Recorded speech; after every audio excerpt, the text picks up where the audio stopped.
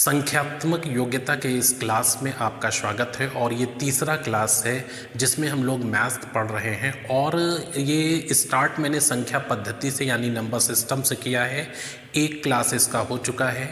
पहला क्लास जो था वो पाठ्यक्रम पे चर्चा हुई थी, दूसरा संख्या पद्धति का डेफिनीशन और फंडामेंटल पर आधारित था। तीसरा क्लास है जिस पर हम आपसे कुछ सवालों पे चर्चा करेंगे और ये सवाल हमारे लिए महत्वपूर्ण होंगे। तो क्वेश्चन की प्रकृति क्या होती है और सॉल्व कैसे करते हैं, इस पे बात करेंगे। इस वीडियो क्लास में जो तीसरा क्लास है लगभग 15 से 20 सवालों पे चर्चा करूँगा। तो एक एक क्वेश्चन करके आप देखेंगे।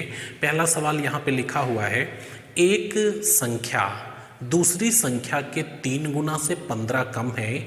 यदि दोनों संख्याओं का योग 17 है तो इनमें से बड़ी संख्या क्या है? ऑप्शन दिया है। अच्छा, एक चीज़ और यहाँ पे बताना चाहूँगा कि संख्या पद्धति के जब सभी सवालों की आप प्रैक्टिस कर लेंगे तो मैं आपको एक लास्ट में वीडियो दिखाऊंगा कि आप ऑप्शन से कैसे आंसर कर सकते हैं, और साथ साथ तो चर्चा करते ही रहेंगे कि ऑप्शन के सहारे से इसका आंसर बहुत तेज़ी से दिया जा सकता है।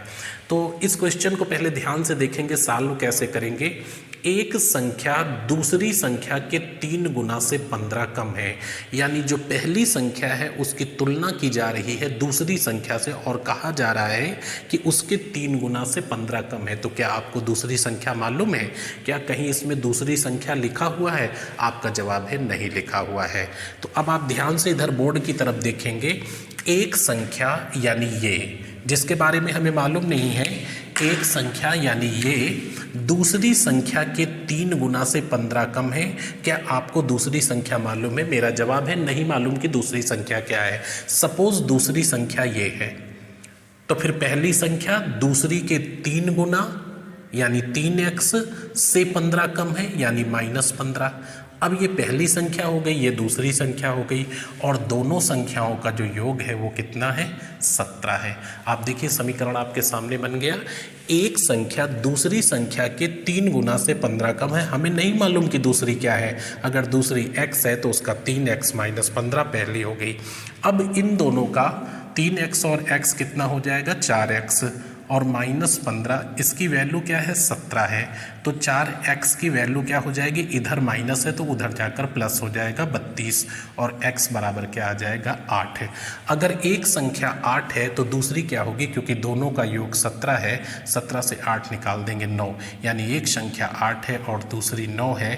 तो आपसे पूछा गया कि इनमें से बड़ी संख्या क्या है? आपका आंसर क्या हो जाएगा? बी। इस तरह से आप जवाब देंगे और ऑप्शन से भी इसको कर सकते हैं, बशर्ते नियम आपको ज़रूर मालूम होना चाहिए। तो ये आप नोट करिए। दूसरा सवाल देखिए। दूसरा क्वेश्चन और तीसरा एक जैसा है। उससे पहले हम आपको एक पॉइंट बता दें कि कोई भी संख्या हो, राइट, कोई भी संख्या हो, ये छोटी है, बड़ी है, XYZ कैसी भी संख्या है, ये अपनी पहचान के साथ 100% होती है। यानी कभी भी अगर आपसे कहा जाए संख्या ज्ञात करिए तो ऊपर 100 रखेंगे। यानी कोई भी संख्या अपनी पहचान के साथ प्रतिशतता की दृष्टिकोण से 100% होती है। यदि घटेगी तो 100 माइनस और बढ़ेगी तो 100 प्लस हो जाएगी। तो इसी चीज़ को रेफरेंस में रखते हुए ये सवाल आप देखें। जब किसी संख्या को 23% बढ़ाया जाता है तो वह 61.5 हो जाती है। संख्या का 50% क्या है? तो कोई भी संख्या नेचुरली कितना होती है? 100%। जब उसको 23% बढ़ाया जाएगा तो क्या होगा? +23%। और इतना बढ़ाने पर यह संख्या कितनी हो जाती है? 61.5। यानी जो 61.5 है इसकी वैल्यू क्या है? 123%। जब किसी संख्या को, किसी संख्या से तात्पर्य है 100% से 23% इंक्रीज किया जाता है, मीन्स +23%, तो संख्या ये मिलती है। इसका मतलब 61.5 की वैल्यू 123 है। अब अगर आपसे पूछा जा रहा है कि संख्या क्या है तो ऊपर 100 रख दें, और संख्या का 50% क्या है तो 50 रख दें। संख्या का 200% क्या है? 200 रख दें। संख्या का 2% क्या है? 2 रख दें। आपसे पूछा गया संख्या का 50% क्या है? आप यहाँ 50 रख दें। अब आप क्या करेंगे? दशमलव हटाएंगे तो नीचे 0 आ जाएगा, ये 1230 हो जाएगा, और गुणे 50। 0 0 कट गया, ये 5 बार में कट जाएगा, और 5 × 25 इसका आंसर आ जाएगा आपका। ये 0 0 यहाँ से कैंसिल हो जाएगा। 1 मिनट इसको फिर से देख लेते हैं। 61.5 आपका कितना है, 123 है, तो हम यहाँ पे दशमलव हटाएंगे तो ये नीचे 0 आ जाएगा, 1230 आ जाएगा, और गुणे 50 हो गया, ये 0 0 काट दीजिए, ये 5 बार कट गया और 5 5 25 हो गया, 25 आ गया। तो आपका आंसर कौन सा सही होगा, ए आ जाएगा। ठीक है, नेक्स्ट क्वेश्चन देखिए, यहीं पे मैं आपको बता रहा हूँ, जब किसी संख्या से 32 घटाया जाता है तो वह अपने का 92% रह जाती है, संख्या क्या है। तो कोई भी संख्या नेचुरली कितना होती है, 100% है, और जब आप 32 घटा रहे हैं तो अपने का 92% रह जाती है।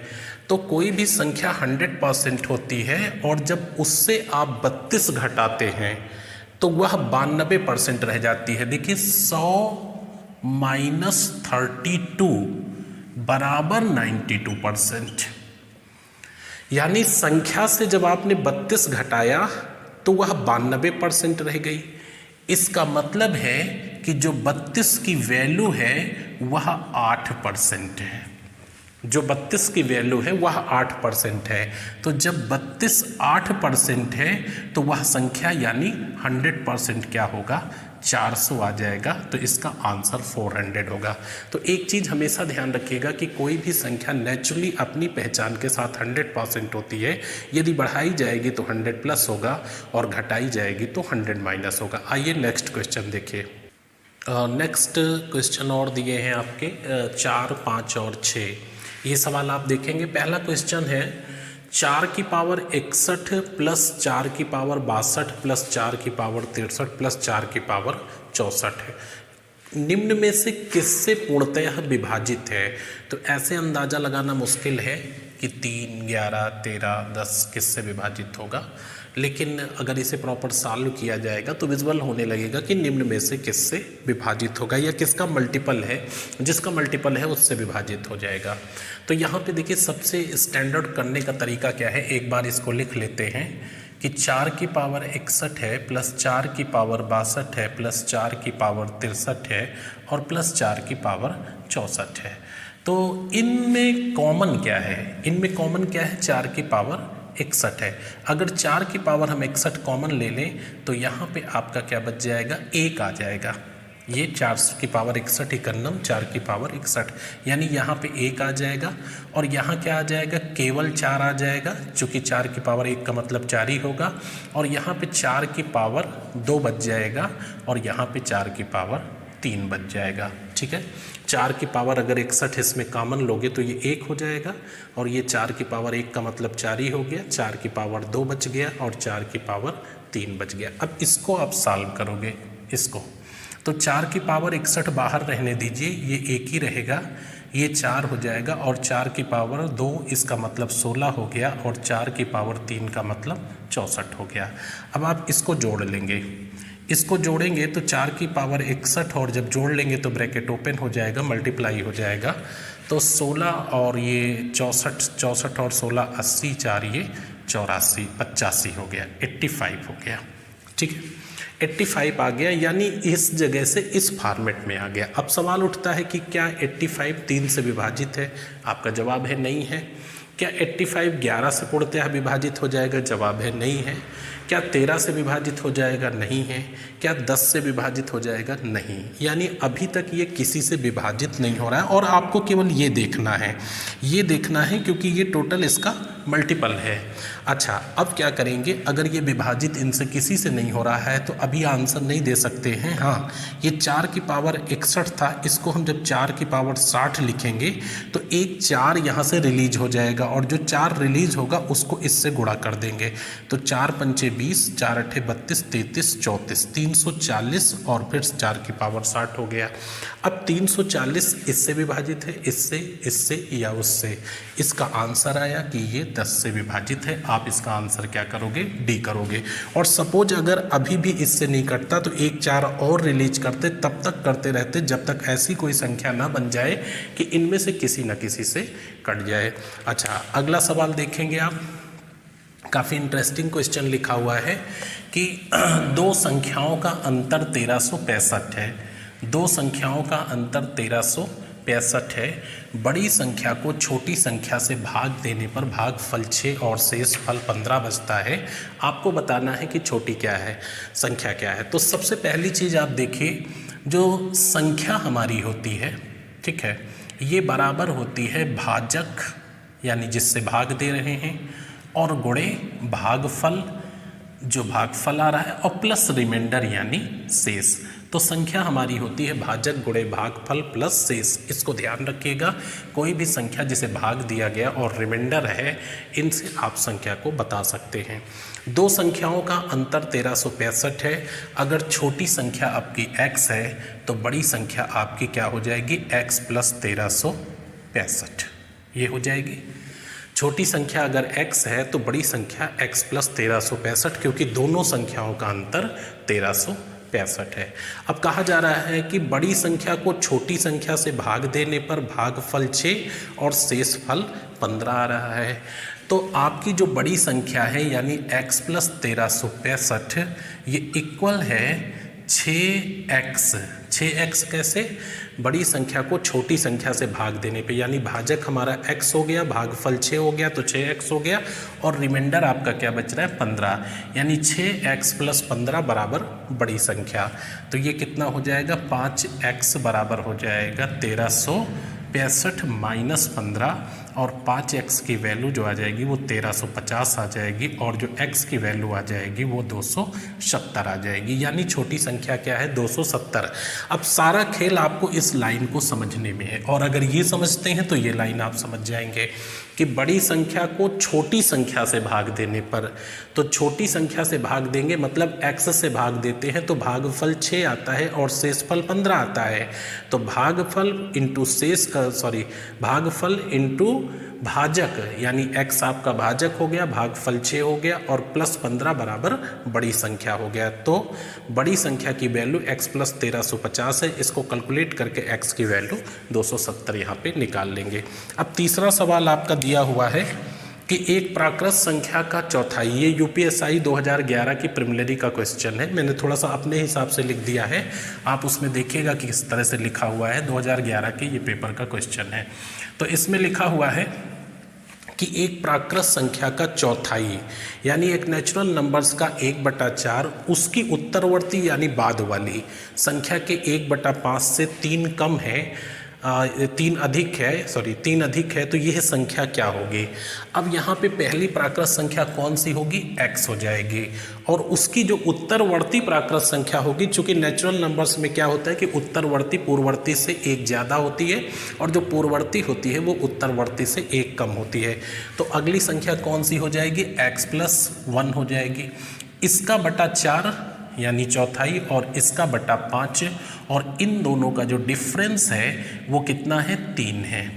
यानी एक प्राकृत संख्या का चौथाई भाग उसकी उत्तरवर्ती यानी बाद वाली संख्या के 5वें भाग से 3 अधिक है। आपको बताना है कि ये संख्या क्या है। तो आप इसको सॉल्व कर लीजिए। यहाँ पे 20 हो जाएगा एलसीएम, 4 पंचे ये 5x हो जाएगा, और माइनस 4x और माइनस 4 ये बराबर 3 हो जाएगा। तो x माइनस 4 की वैल्यू आ गई 60, ये उधर ट्रांसफ़र हो जाएगा, 60 हो जाएगा, ये ब्रैकेट खुलेगा तो माइनस हो जाएगा। तो x माइनस 4 बराबर 60 है, तो x बराबर क्या हो जाएगा, 64 हो जाएगा, यानी ये संख्या 64 है। आप चेक करना चाहते हैं क्या सही है, तो ये ऑप्शन से भी कर सकते थे। देखिए पहली प्राकृत संख्या 64 है और अगली क्या होगी, 65 होगी, तो इसका बटा 4 क्या होगा, 16 आ जाएगा, और इसका बटा 5 क्या होगा, 13 होगा, और वाकई देखिए 3 ज़्यादा है। आइए नेक्स्ट क्वेश्चन पर। नेक्स्ट क्वेश्चन आपके हैं 7 नंबर, 8 नंबर और 9 नंबर। इस वीडियो लेक्चर जो आपका है भाग 2 संख्या पद्धति का, इसमें बिल्कुल नॉर्मल क्वेश्चन जो अति साधारण है, सामान्य सी भी मैथ जानने वाले को ये आते होंगे, लेकिन फिर भी मैं चर्चा कर रहा हूँ कि आप थोड़ा सा माइंड सेट कर लीजिए शुरुआती दौर में। 2 संख्याओं का गुणनफल 5 है, इनमें से एक संख्या 3/2 है, तो दोनों संख्याओं का योग क्या है। भाई दोनों संख्याओं का योग तो आप तब बताएंगे जब दूसरी संख्या मालूम होगी। आपसे कहा गया है कि दो संख्याओं का गुणनफल 5 है, पहली उसमें से दी हुई है, दोनों का योग पूछ रहे हैं, तो दोनों का योग बताने के लिए दोनों संख्याएं पता होती तो जोड़ देते उठा के, यानी इम्पॉर्टेंट ये है कि दूसरी संख्या क्या है। तो अगर हम एक संख्या को x कहें और दूसरी को y कहें तो इन दोनों का गुणनफल क्या है, यानी x y बराबर 5 है। ठीक है, अब इसमें से पहली संख्या अगर हम x को कह दें कि भाई ये 3/2 है, तो फिर दूसरी संख्या क्या हो जाएगी, y क्या हो जाएगी, y बराबर जो हो जाएगा वो 5 गुणे 2/3 हो जाएगा, यानी हम 5 को 3/2 से डिवाइड कर देंगे तो ये पलट जाएगा। ठीक है, तो y बराबर क्या आ गया, 10/3 आ गया। तो ये दूसरी संख्या है और ये पहली संख्या है, अगर इन दोनों को हम जोड़ दें तो दोनों संख्याएं निकल आएंगी, यानी 3/2 प्लस 10/3। ये पहली संख्या है, ये दूसरी संख्या। आप चेक करना चाहते हैं क्या ये बात सही है, क्या दोनों का गुणनफल 5 आ रहा है फिर से, तो यहाँ रख देता हूँ, आप चेक कर लीजिए। 3/2 ये पहली है और दूसरी 10/3 है, 3 कैंसिल हो जाएगा, 2 से डिवाइड करोगे फिर से 5 आ जाएगा। अच्छा, इसको जोड़ लो, एलसीएम कितना हो गया, 6, 2 तिहाई 6, 3 त्रिक 9 और 3 दूनी 6, 10 दूनी 20, ये कितना आ गया, 29/6 आ गया। तो 6 चौको 24, 4 सही 5/6 इसका सही आंसर होगा। दोनों संख्याओं का योग 4 सही 5/6 हो जाएगा। तो आपका कौन सा आंसर सही होगा, ये सही होगा। तो दोनों संख्याओं का योग बताने के लिए दूसरी संख्या आपको चाहिए, तो अगर इसे इससे भाग दे देंगे तो आपका ये दूसरी संख्या 10/3 निकल आएगा। अगला सवाल देखेंगे, दो संख्याओं का अंतर 3 है, उनके वर्गों का अंतर 39 दिया हुआ है, आपको बताना है कि इनमें बड़ी संख्या कौन सी है। तो दो संख्याओं का अंतर 3 है और वर्गों का अंतर 39 है, इनमें बड़ी संख्या क्या है।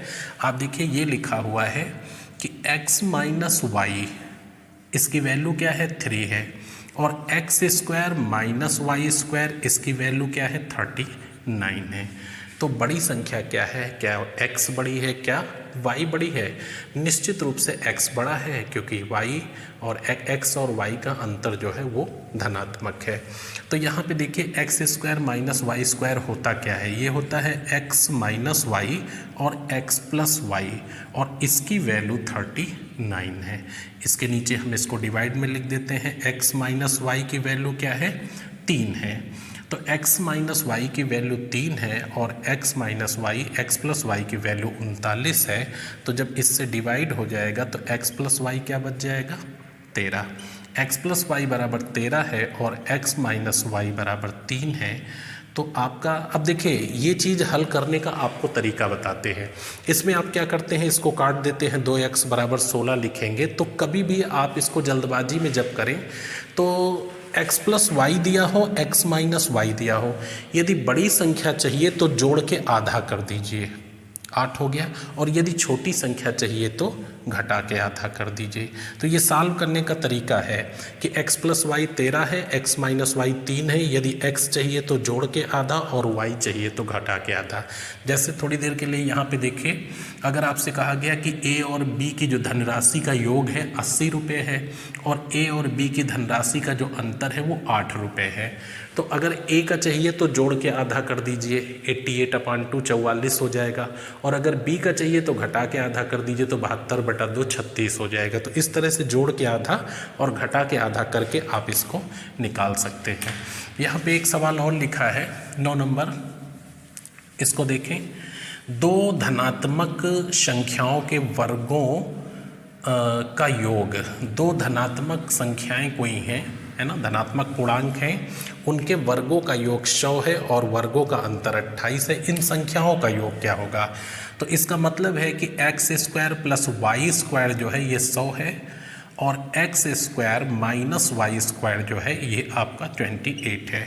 तो अगर आपको फिर वही आ गया कि x प्लस वाई ये है, x माइनस वाई ये है, यहाँ पे कुछ भी एक्स्ट्रा सोचने की ज़रूरत नहीं है, 2 बार जोड़ा गया है, इनको जोड़ा गया है और इन्हें घटाया गया है। यदि x चाहिए तो जोड़ करके आधा, तो x² बराबर 100 प्लस 28 यानी एक्स स्क्वायर बराबर 128/2, तो एक्स स्क्वायर बराबर 64 आ गया।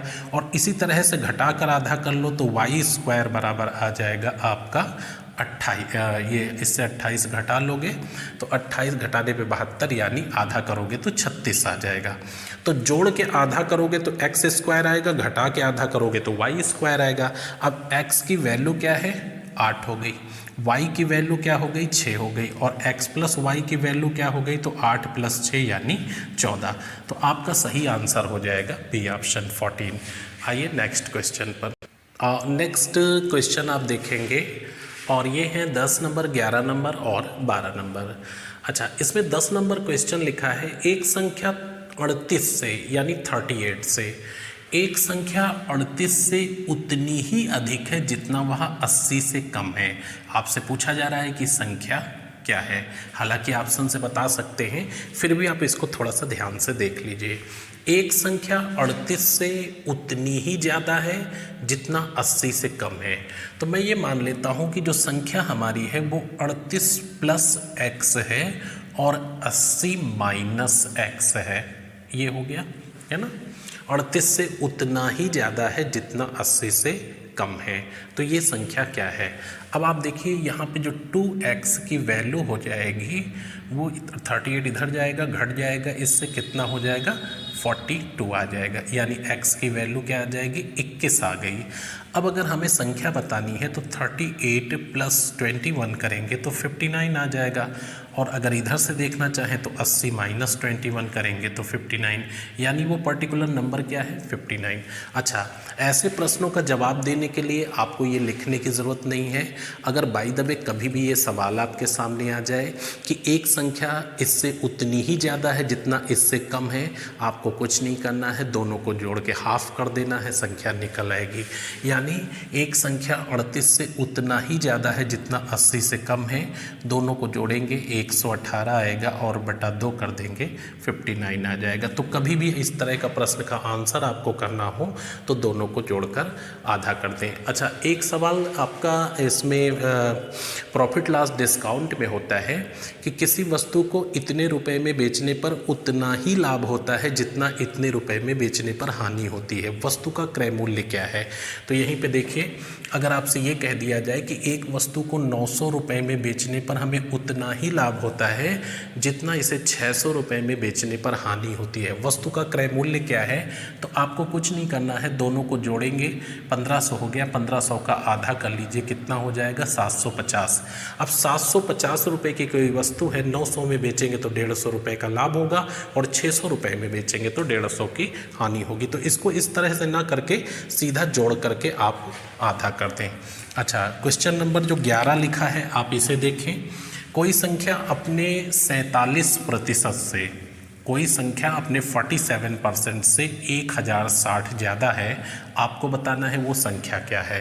तो कोई भी संख्या नेचुरली 100% होती है, ये चीज़ मैं पहले भी अवगत करा चुका हूँ, और इसी को रेफरेंस में रख के काम किया करिए। 47% प्लस 1060 बराबर संख्या है ना। अगर 47% में 1060 जोड़ दें तो संख्या मिल जाएगी। और कोई भी जो संख्या होती है वो कितने परसेंट होती है, जब इस बात से आप अवगत हैं तो ये आपको पता है कि ये 100% है।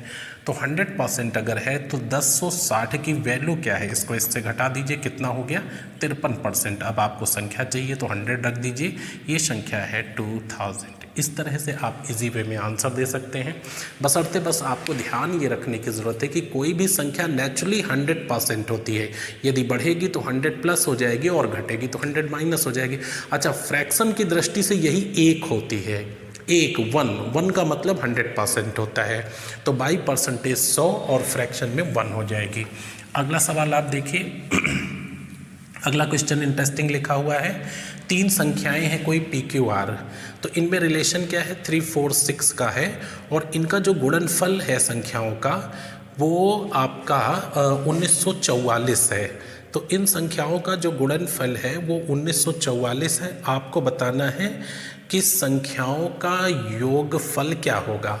मतलब कोई ऐसी तीन संख्याएं हैं जो इस रेशियो में हैं, इन्हें जब आपस में मल्टीप्लाई तीनों को किया जाता है तो ये आता है, और अगर इनका आपस में योग किया जाए तो क्या है। अब देखिए यहाँ पे तुक्का नहीं लगेगा, यहाँ अंदाज़ा लगाना थोड़ा सा कठिन हो गया है।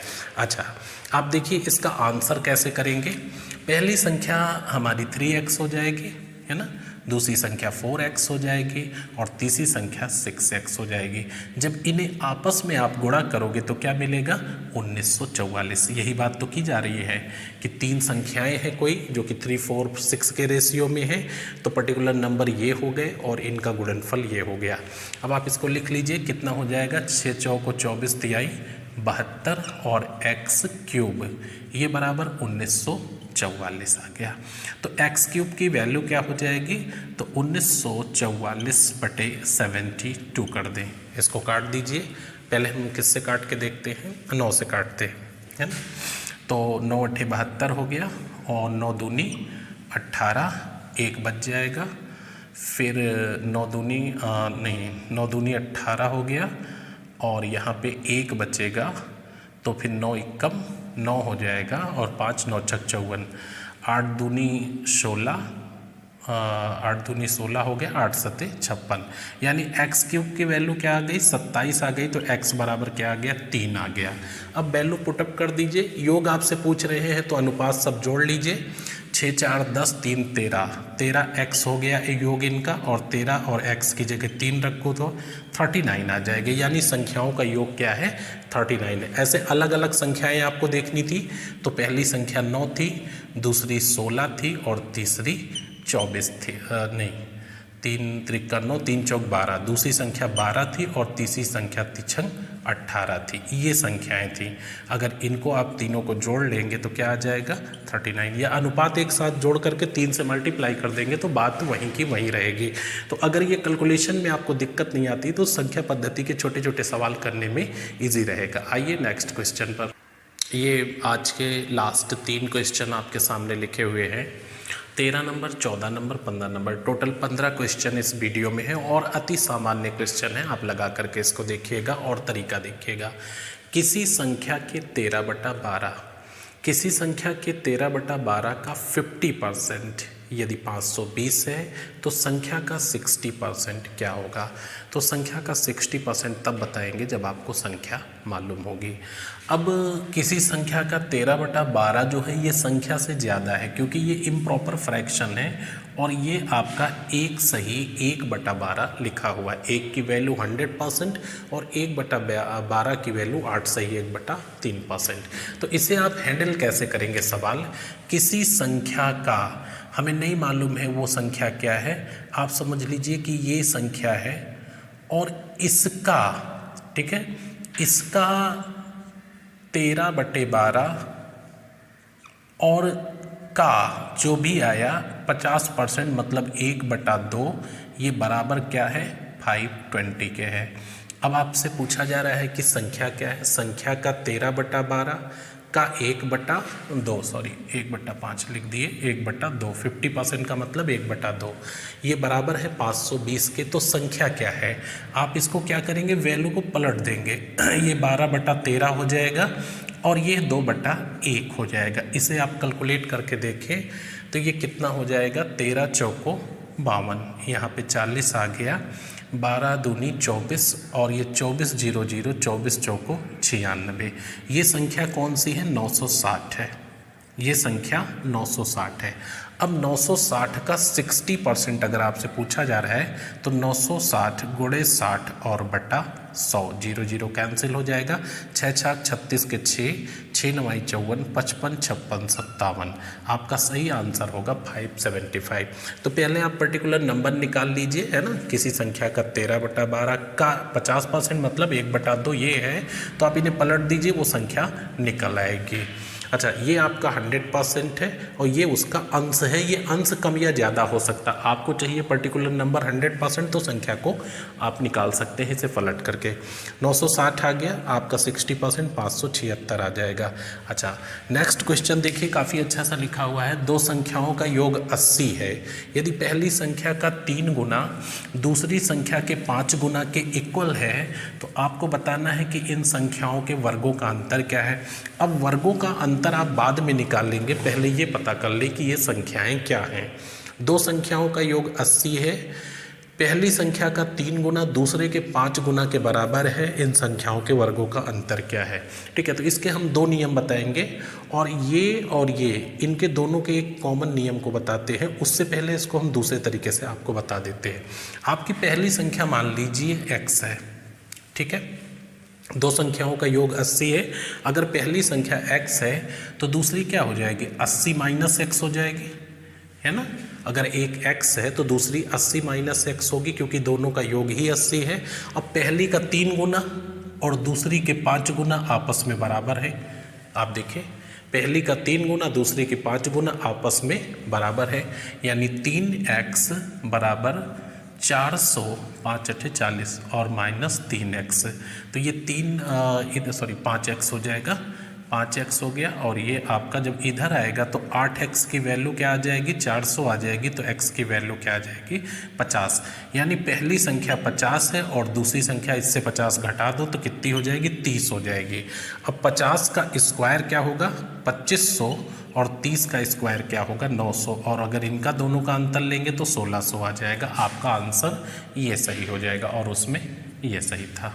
ठीक है, अब देखिए ये सवाल और ये सवाल, इनको दोनों को एक ही तरीके से करना दिखाते हैं। यहाँ लिखा है दो संख्याओं का योग 2499 है। पहली संख्या का 6.5% दूसरी संख्या के 8.5% के इक्वल है। बड़ी संख्या क्या है। तो एक चीज़ यहाँ पे ध्यान रखेंगे कि जब भी कोई संख्याएं 2 या 2 से ज़्यादा अगर गुना में बराबर हैं, परसेंटेज में बराबर हैं, तो इनमें इन्वर्स रिलेशन होता है, यानी विलोमानुपात होता है। इसका मतलब क्या था कि फर्स्ट नंबर जो है और जो सेकंड नंबर है, ये वाला आप देख रहे हैं, तो फर्स्ट का जो 3 गुना है वो सेकंड के 5 गुना के बराबर है। तो फर्स्ट और सेकंड में जो रिलेशन होगा वो इन्वर्स रिलेशन होगा, यानी 3-5 का संबंध होगा। और 3-5 का संबंध होगा तो ये 80 बटा अनुपातिक योग हो जाएगा 8। अगर पहली संख्या चाहिए तो 5, यानी ये कितना हो गया, 50 हो गया। और अगर दूसरी संख्या चाहिए तो 8 और ये 3 रखेंगे तो 30 आ जाएगा। अब वर्गों का अंतर आप निकाल लेंगे।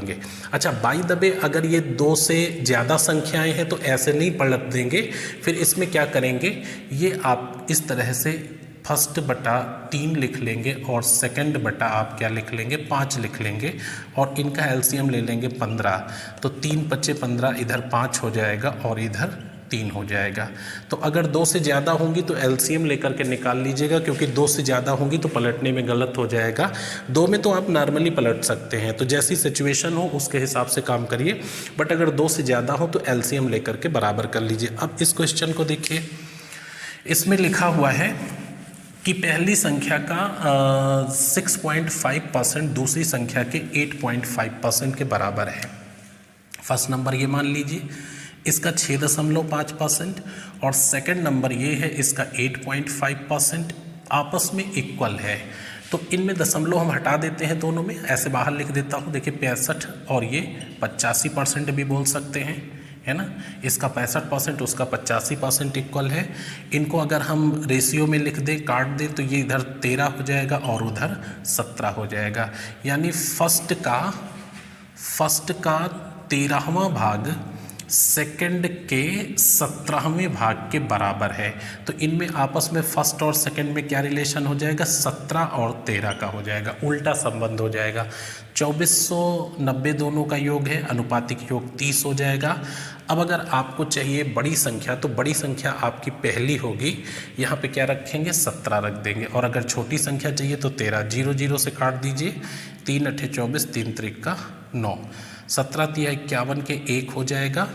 और 17 अट्ठे 136 और 5 141 हो जाएगा। तो 1411 इसका आंसर आ जाएगा। तो इस तरह से बहुत ही इजी वे में आप बता सकते हैं। हाँ, बस एक चीज़ ध्यान रखिएगा कि बाय द वे अगर यहाँ 3 संख्याएं हों तो आप पलट नहीं सकते हैं। हम आपको एक उदाहरण दिखाते हैं, ठीक है, ध्यान से देखिएगा। अगर कोई आपके सामने इस तरह से प्रेजेंट कर दे कि P का 20%, Q का 40% और R का 60% आपस में बराबर है, तो PQR में रिलेशन क्या है?